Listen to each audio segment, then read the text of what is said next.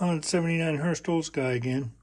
And this time I'm showing you a Diana Model 5, but it's Model 5V, which is the pre-war model.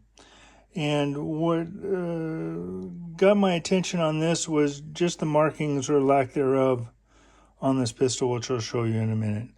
The Model 5 in Diana, you can see up above. I did a video on this particular gun not too long ago. So it has been around. The Model 5 and I guess the Model 6 and stuff have been around for many decades in different forms. But this is the first one. They did come in a not small. They did come in a smooth barrel and a rifle barrel. This particular gun is a rifle barrel, and I was able to double check by cocking this and then looking down the barrel, and then also on the very front. You might be able to see that or not. Hopefully you can. But you can see the grooves for the rifling.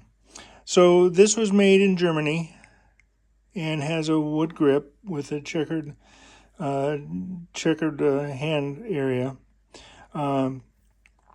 This is a very pristine gun, except I don't know if someone replaced, you can see some marring on the cap. So I don't know if someone replaced the mechanisms that's inside the spring, etc., and was putting the cap back on, or was trying to get the cap back off, or what have you. But the firearm itself, or the air gun or air pistol itself, the bluing is excellent. Well, very good to excellent. My understanding is that this little I don't know what you would call it, denotes it as a late gun. The earlier guns had a little bit longer area on the barrel that would show up if it was an early gun, and my understanding is the late guns had this shorter relief on it. What really got my attention, like I said earlier, was the lack of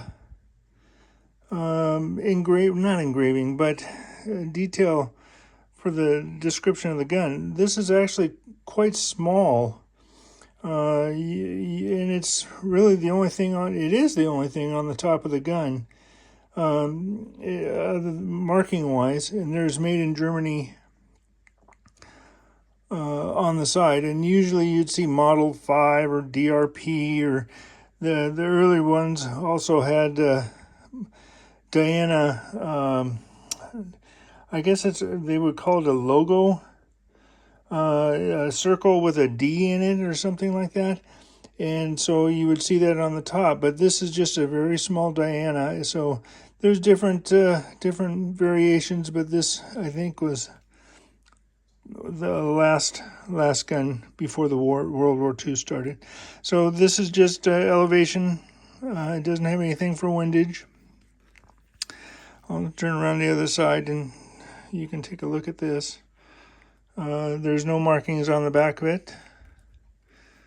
The bottom is looking really good too. It came with the sight. It also has the front sight and the rear sight. It did come with the box, but it didn't have any of the paperwork associated with it.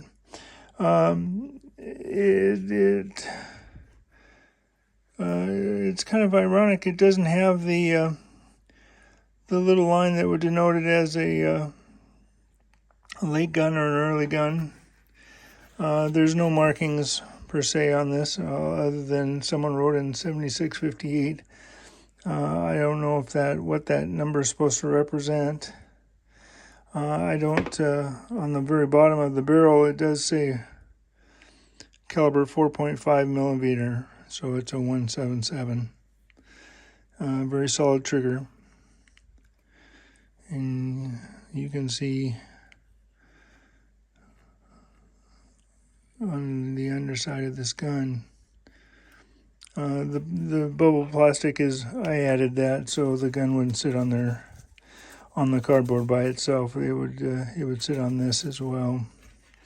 But these were, like I said, these were pre-World War II, so they were only made for a short time. I think roughly 9 years, 1931 to 1940. I don't know how many they made per year before the World War II started, and they had to cease production. There is a Model 5 that came out.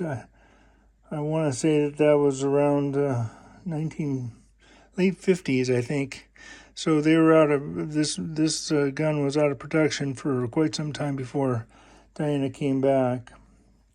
And then, as you said, there was the Model 5 GS, Model 5G, and there's several iterations. So anyway, I just wanted to let you guys take a look at that, and hopefully, real quick, this I mentioned was a rifled barrel. It's about 7.5 inches long. It is a single shot, and it's about overall length is about 13, a little over 13 inches. So I just wanted to let you guys know that too, and gals, if you're watching or looking at this video. So anyway, thanks for taking a look. And as always, you're not an owner of this firearm / gun, air pistol.